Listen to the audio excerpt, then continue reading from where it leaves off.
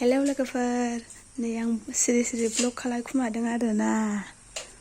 माने जोंना बिथाङाहाय रेड बानायदों आरोना, माल माथा दोनग्रा गेस सौखा दोनग्रानो बाहाय बेयाव बानायफिनसिगोनानो आरोना ओंखाम संग्राखौहाय लोगोफोर।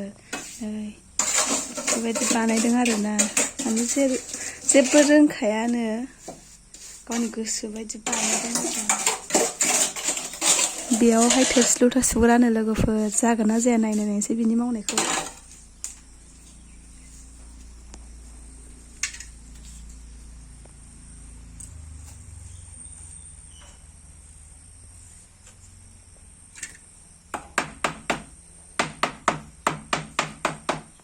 अरिजिनेल मिस्ट्रि लोगोफोर।